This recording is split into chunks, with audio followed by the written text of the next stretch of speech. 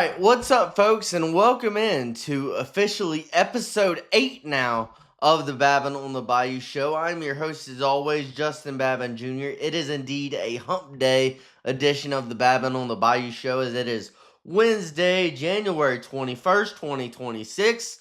Thank you, folks, for tuning in. Let's get into the show. Let's get into the news. It came out this morning that LSU has added another very talented commitment to their already number one top portal class in the country. LSU added the number one edge rusher in the transfer portal and the number 5 overall portal prospect into Ole Miss's Princewil Umanmielen. Princewil Umanmielen, he was one of the top edge rushers in the SEC in 2025, racking up 45 tackles and 9 sacks. He also spent 2 years at Nebraska before coming to Ole Miss in 2025. In those 2 seasons at Nebraska, he played in 23 games and racked up 35 tackles and 1.5 sacks. But big commitment, big ad. I've talked about it. We'll talk about the defensive line tomorrow in our portal breakdown as we touch on the defense on Thursday and Friday. We'll go through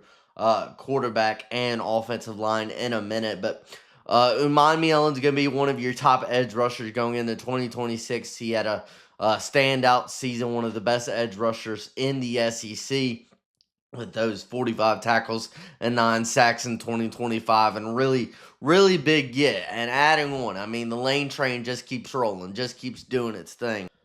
In additional news, so both Lane Kiffin and Dan Lanning flew to Atlanta last night, Tuesday night, to meet with Colorado offensive lineman, the number one offensive lineman in the portal in Jordan Seaton. So Jordan Seaton was scheduled to visit Oregon. He didn't end up visiting Oregon. He canceled his trip to Oregon to stay in Baton Rouge for his LSU visit for a couple of extra days to extend it to a multi-day visit down in Baton Rouge.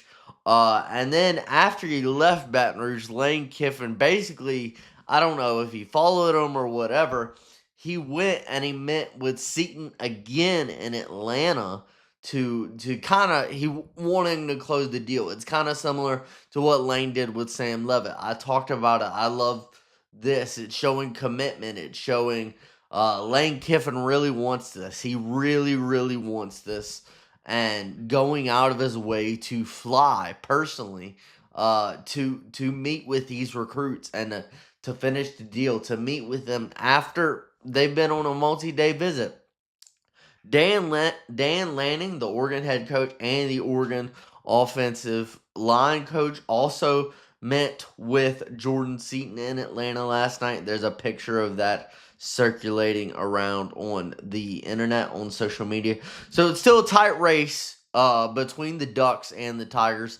I also heard Miami might be involved, and Mississippi State to a lesser extent, because Jordan Seaton's former offensive line coach, while I was at Colorado, is now on the Mississippi State offensive staff, so I think that might have just been a courtesy visit. But still, keep an eye on the race between the Ducks and the Tigers for Jordan Seaton, because if the Tigers can land Jordan Seaton, that would be massive for this offensive line and their outlook in 2026. But let's get in to our post-portal breakdown of the offense. Part 2 will cover quarterback and offensive line. Some of this stuff we've already talked about, but we're going to talk about it a little bit more. There was a clip circulating around on social media yesterday from WAFB, Lane Kiffin at I don't know if it was a banquet or a press conference. There was 3 clips circulating. One was about Lane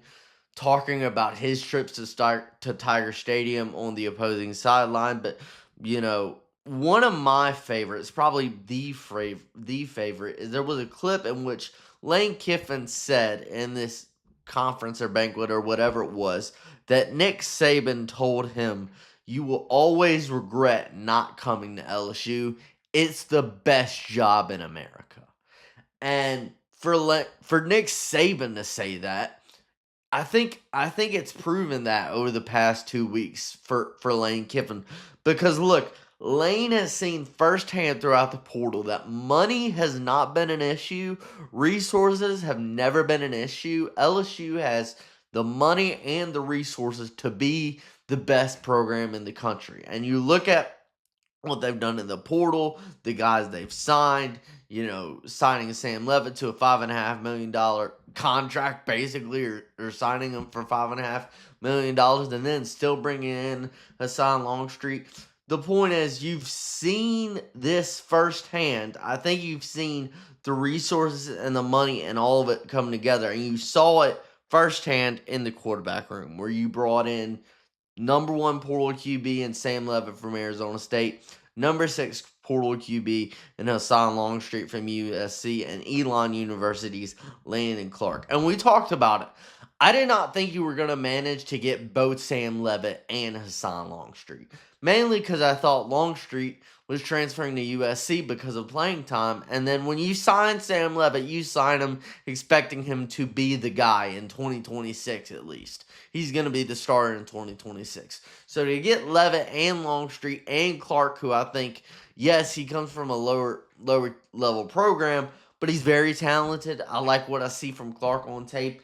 And you saw what Lane Kiffin and Charlie Weiss Jr. did with a Division II transfer in Trinidad Chambliss from Ferris State, one of the best quarterbacks in the country this season. But again, talking about Sam Levitt, he's obviously going to be the guy, going to be your starter at quarterback in 2026 after 2 impressive seasons as a dynamic playmaker for the Arizona State Sun Devils.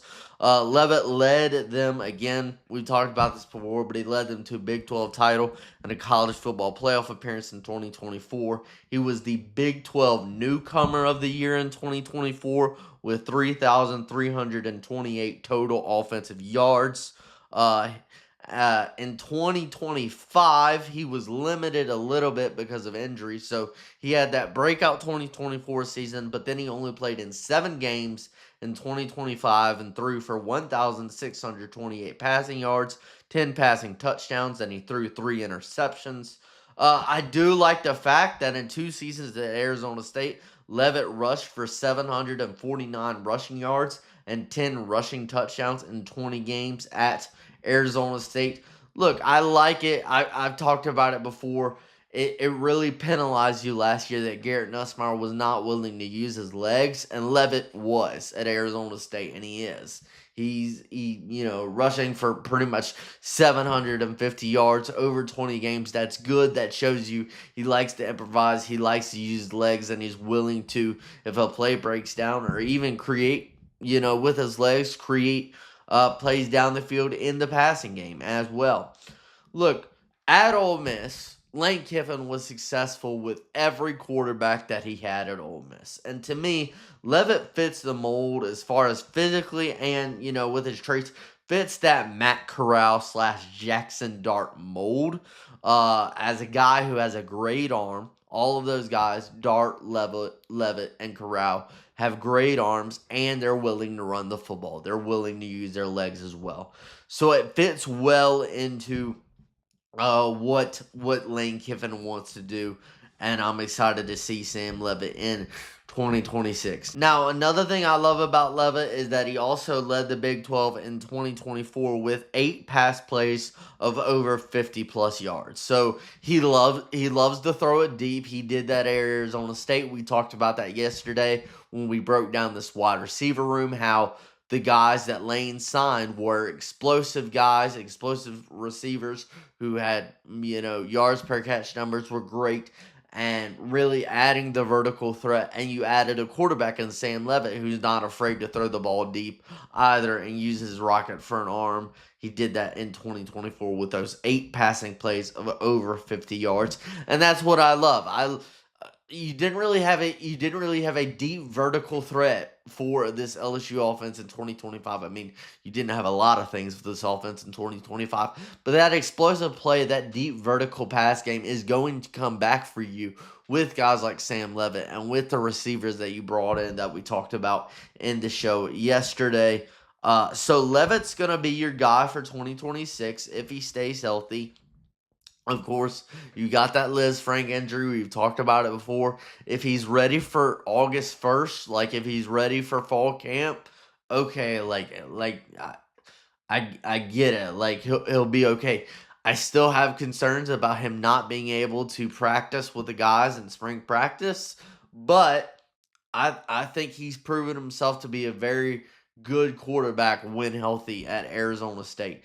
Now, as far as Hassan Longstreet and Landon Clark, hopefully they're more guys that down the line after 2026 can function as really good options for you. So, Longstreet, the transfer from USC, was a 5-star and a top 5 QB in the country when he came out of high school in 2025. Only played in 4 games as a true freshman backup at USC in 2025, but when he did play, he went 13 for 15, 103 passing yards, and a touchdown. Also ran 11 times for 76 rushing yards and 2 touchdowns. What I like about Longstreet is we talked about it before. He's got an absolute flamethrower for an arm, so much arm talent. He's kind of a raw prospect a little bit, but he's a guy who, with time now, this is the thing about this is, of course, you want to keep these guys, but you don't know. Year to year, your roster changes because guys can enter the portal. Hopefully, Hassan Longstreet stays for multiple years at LSU and allows, like, Lane Kiffin to mold him, to develop him into the quarterback that Kiffin wants him to be for the future. And then Landon Clark produced great numbers at Elon in 2025. He had over 2,900 total offensive yards, including 600 yards on the ground with his legs. Also had 29 total touchdowns. I really like Clark's speed. He's got really good speed on tape. And again, look, I think Clark's another guy like Longstreet. If given time, Lane Kiffin and Charlie Weiss can develop them just like they did with Trinidad Chambliss, and Clark could even be an option. I mean, he was recruited by schools like Michigan as well, so other Power 4 schools were going after him. So yes, Elon University, I get it, but we saw in 2025 firsthand what Lane Kiffin and Charlie Weiss Jr. can do when they identify the right talent, which they know how to do, even if it's at the D2 level or lower. But yeah, that's kind of my quarterback breakdown. We kind of talked about that a little bit last week, so I apologize if I kind of went a little quick through that. But let's get to the offensive line. I want to preface our offensive line discussion by saying there's going to be a lot of competition here, and there's a lot of question marks that we don't know. I have no clue who your starting 5 is going to be September 5th against Clemson. I'm going to give a couple guesses here, but there's going to be a lot of competition, and a lot of question marks have to be answered in the coming months. If you land Jordan Seaton, great. That guy's going to be your definite starting left tackle in 2026 if you land him. That would be huge. It would be massive for LSU and the Tigers in 2026 to bring in a stud like Jordan Seaton. But let's talk about what the Tigers have already. I said I don't have a lot of answers. I have a lot of question marks. Here's what I think I do know. Braylon Moore will start at center for you in 2026. I thought Braylon Moore had a good season for you in 2025, especially at the start. He was pretty good. Now, later in the season, his performance was a little bit hindered by an injury that he was battling through. But Braylon Moore has got really good experience.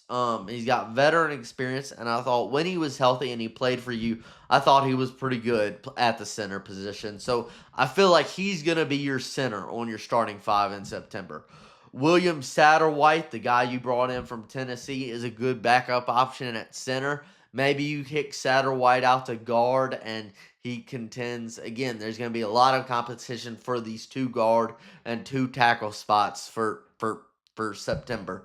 Maybe you kick Satterwhite out to guard and he competes for the guard spot in 2026, and then maybe he could be your center down the line in 2027.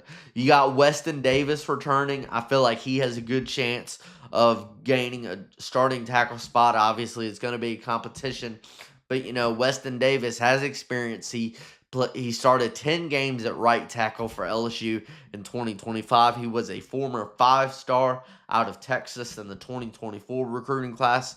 Now, if I'm being honest, even though he did start 10 games at right tackle for you in 2025, I didn't think Weston Davis was good. I didn't think he was good in 2025. Here's my thing. We talked about this last week, I think, is Brad Davis and Brian Kelly. It's not like they didn't recruit 4 and 5 stars. Weston Davis was a former 5-star. Like Tyree Adams was highly touted as well. Like all of these guys were highly touted. The development stunk. The development was not good. You bring in Eric Wolford, who has experience at many SEC stops over the years, was a coach at Alabama, offensive line coach at Alabama under Nick Saban, even has a little bit of experience coaching in the NFL as well. The thing about this is you have a lot of guys here. You have a lot of depth here. Who are you going to develop, and who is going to step up for you and say, hey, coach, this is my spot on September 5th. This is my spot. Because again, I could say Braylon Moore is going to be your starting center, but for these 2 guard and these 2 tackle spots, I'm just telling you who's going to be competing for them. I can't give you for sure who, because there's so many questions that need to be answered over the next couple of months. Moving on, I do like the pickup of former 4-star Aluba out of Maryland. Former 4-star Aluba out of Maryland. He is 6'6", 327 pounds. Started 23 consecutive games at Maryland. So if I have to give a guess, I think Aluba is a guy with veteran experience at Maryland. He's got good size at 6'6", 327 pounds. He's a good shout to play guard.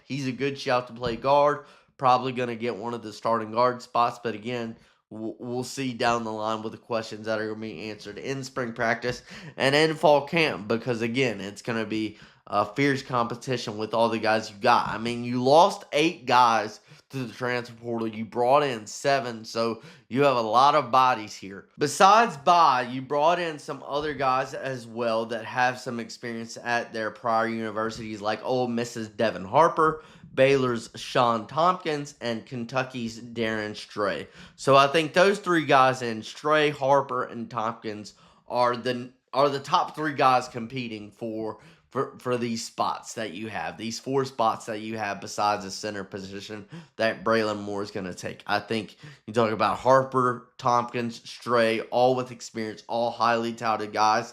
And then when you talk about depth, you did add some depth. You added Jacoby Jones from the JUCO level and Jaquan Sprinkle from NC Central. You have returnees like Bo and Brett Bordelon, Solomon Thomas. And then you have a few freshmen in Bryson Martinez and Ryan Moret that probably won't play this year as freshmen because you have so much depth. But I list those names out and kind of an exercise. Look, the point here is that we talked about this with the receiver position yesterday. I have there's 3 spots at receiver. There's many guys, much more than 3 guys, that can potentially fill that spot. You have 3 spots for about 5 or 6 receivers that can play in those spots and have talent. I feel the same way on offensive line. I feel besides Braylon Moore, you don't know a lot. You're going to have to figure it out. And look, I think Braylon Moore, and then I think when you talk about the other positions, I feel like Aluba, Sean Tompkins, Devin Harper, Darren Stray, all of those guys are more of your veteran power 4 guys who are going to contend for those spots.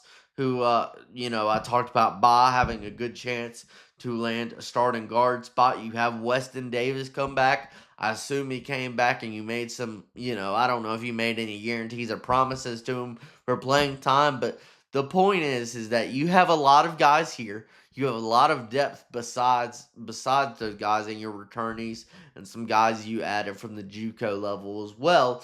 But we've seen it. The good thing about your offensive line room is you have depth for down the line. You have depth for down the line, because we know that not all starting fives, your starting five in week one is not going to be your same starting five for every game this season, or in 2026, excuse me, because it's just offensive linemen get injured. It's a part of the game. So you have depth and you have guys, again, a lot of young guys here, a lot of guys who need work and need development. That's something you were bad at under Brad Davis and Brian Kelly. So there's a lot of question marks here, a lot of stuff we don't know. Again, if you get Jordan Seaton, you got 2 spots filled because you know he's going to be starting at tackle. But you got to figure it out. So I think you have Braylon Moore at center, and then you have guys like Aluba, Devin Harper, Sean Tompkins, and Darren Stray that'll compete with guys like Weston Davis, and then you have some depth in the guys you brought in like Jaquan Sprinkle, like Jacoby Jones, and then we'll see. As far as the offensive line goes, a lot of questions will have to be answered as far as the offensive line. Again, we saw the effects of having a bad O-line in 2025. You had a bad offensive line unit in 2025, and it was one of the top reasons, one of the biggest reasons that you struggled as an offense in 2025. So hopefully Eric Walford can go in and do some stuff and develop these guys and really set you up for the future. I forgot to mention yesterday in our running back discussion that running back from USF, Stacey Gage, was picked up by LSU last week. He was a 3-star when he came out of high school a few years ago, who had offers from Florida, Ohio State, and Georgia. Stacey Gage from USF has 3 seasons of eligibility remaining, so he kind of fits into the role we talked about yesterday with, obviously, your top 2 backs are Harlan Berry and Kane Durham, and then you have really 4 backs in Ray Guillory, Rod Gainey, Dylan Jones, and now Stacey Gage, who we forgot to mention yesterday. That young guys all looking to prove themselves for this LSU offense. So that officially marks our post-portal offensive breakdown. We will get into the defensive line and linebackers tomorrow, and then we will cover the secondary on Friday. Let me take the opportunity quickly to tell you about our wonderful daily sponsors over here at the Babin On The Bayou show in Shield Heating and Cooling. When you're talking about the team at Shield Heating and Cooling, you're talking about a team of experts with multiple decades of experience in the AC industry. I've said it before, I'll say it again. I love my viewers, I love my audience. I appreciate you guys so much for tuning into the show. Want to reward you for it. So if you call the team at Shield Heating and Cooling today at the number 225-46-BAYOU. That's 225-46-BAYOU. BAYOU. You call Shield Heating and Cooling at that number today. Tell them you heard about them from the Babin On The Bayou show. I'm giving away free AC system clean-in checks for every AC system in your home. So whether that's one AC system in your home or whether you have 5 AC systems in your home, if you call the great team, the reliable, trustworthy team at Shield Heating and Cooling today at the number 225-46-BAYOU, and you tell them you heard about them from the Babin On The Bayou show, I'm giving something away to you completely free to show my gratitude for you tuning into the show. I really appreciate you guys, and I want you to take part in this giveaway, this free giveaway, no charge to you. Just call the number 225-46-BAYOU today. Tell Shield Heating and Cooling you heard about them from the Babin On The Bayou show. Free AC system cleaning checks for every AC system in your home. Love the guys over at Shield Heating and Cooling, and we appreciate them for sponsoring this show. That's Shield Heating and Cooling, your local comfort defenders. All right, 2 more things I want to touch on today for our show today. So, LSU basketball last night, ugly loss to the defending national champions at Florida, went on the road to Florida and lost 79-61. The best player on LSU's team, DJ Thomas, was indeed back in action. He played 17 minutes of game action last night, but when you look at the game, watching the game last night. I mean, the Tigers just got out-physicaled and really kind of bullied around by a much bigger and stronger team, the defending national champions. The Tigers moved to 1-5 in SEC conference play. I thought DJ Thomas looked good physically. I didn't really see anything that was lingering from the foot injury, from the lower leg injury that he suffered at the end of December. But he did go 1 for 8 from the field, which is kind of expected. You know, you have a little rust that you got to shake off after being off for a month and not playing for a month.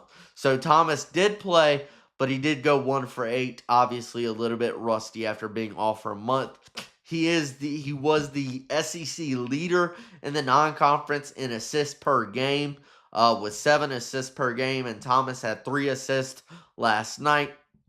But when you watch this game, it was obvious that Florida was the much bigger and much stronger team, and they just outmatched and physically bullied LSU.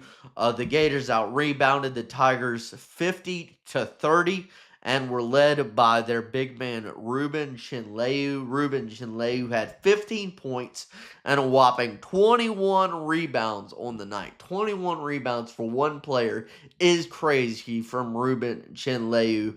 And really, it just showed, again, you get out-rebounded 50-30. You just got bullied, and they beat you as far as, you know, those offensive rebounds. I believe they had plus 20 offensive rebounds. And you have that many offensive rebounds. I mean, second chance points are going to kill the Tigers, and they did kill the Tigers last night. As far as the top performance for the Tigers last night, the big man, Mike Nwoko had 17 points on the night, while both Markel Sutton and Max McKinnon had 10 points on the night. But when you look at it, just watching that game, LSU got out-physicaled and beat by a much bigger and stronger team that is looking to go back to the Final Four in March, while LSU is really trying to find any semblance of momentum, any semblance of identity as they head into the middle of the SEC play. And look, hopefully DJ Thomas gets on the practice floor and gets to shake some of that rust off. It's understandable going 1 for 8 from the field. Hopefully he can shake a little bit of that rust off. You get DJ Thomas back and you get him, you know, fully healthy, and he's doesn't have any rust. Maybe you go on a run, you go on a run in the middle of the season and see how far that takes you. But again, you just got outmatched by a team that was just better than you, and a team that is going to look to contend for another national championship in March. And it doesn't get any easier. We knew this week for LSU basketball was probably going to be the hardest, because now on Saturday night you go on the road to play John Calipari and another top 20 team in the Arkansas Razorbacks. And that's another good team that I believe beat top 15 team in Vanderbilt. I believe Arkansas beat Vanderbilt by 25 last night in a top 20 matchup. So, look, it's not going to, like, that Arkansas game's probably not going to be pretty either, but the hope is for LSU, you get DJ Thomas back now. He shakes a little bit of that rust off, and then maybe after the Arkansas game, maybe you compete in the Arkansas game, but probably what's going to happen is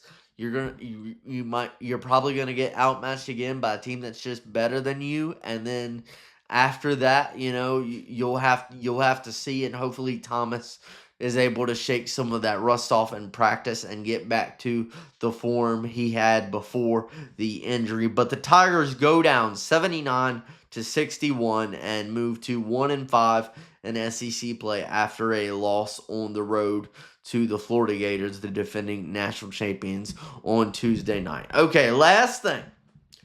Few notes I have on the SEC overall in the portal. Read some stuff about the SEC overall in the portal last night. Wanted to share just a few notes to you. I read an amazing stat last night. I had to share it with you to show LSU's portal dominance. So 124 players in this year's portal cycle were ranked as a 4-star or higher by On3, and LSU signed 11 of them. 11 of the 124 players that finished as a 4-star or above, according to On 3 signed with LSU. That means nearly 10% of the blue chip prospects in this year's portal cycle committed to LSU. So LSU gets nearly 10% of the blue chip prospects in this year's portal cycle, just showing the dominance of Lane Kiffin. We talked about it, the undisputed portal king of college football. Moving on to the broader SEC, all 16 SEC schools finished in the top 40 of the 24/7 Sports Transfer Portal team rankings, and 11 SEC schools finished in the top 25. The most surprising class probably was from Kentucky and their new head coach in Will Stein. They surprisingly had a really good class. Kentucky signed 29 players, 20 players from Power 4 schools, 14 players from SEC schools. So really impressive numbers from Kentucky. Oregon's offensive coordinator, Will Stein, from this past season, comes over, becomes a new head coach at Kentucky. Interested to see what he can do at Kentucky. They did some really good things in the transfer portal. LSU, Ole Miss, and Texas finished 1, 2, 3 in the transfer portal rankings.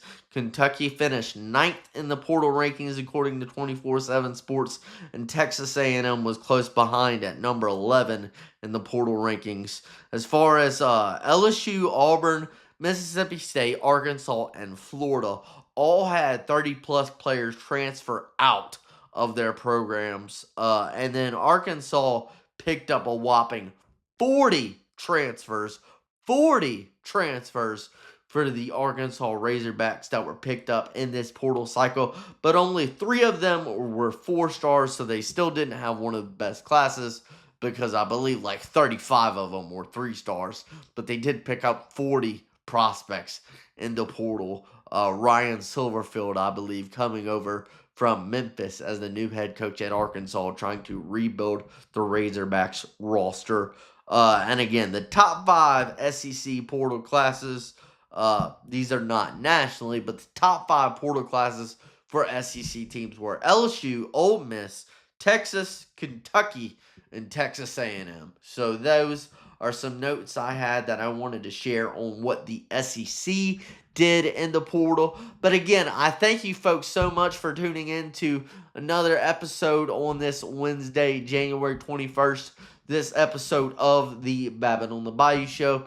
I hope you're having a fantastic Wednesday. I hope you continue to have a fantastic Wednesday. Remember, like this video, share this video, subscribe to the YouTube channel. New shows come out every Monday through Friday, so every weekday right here at 5 p.m. on this YouTube channel. I really appreciate you folks for tuning in. God bless all of you. Go Tigers, and have a good one.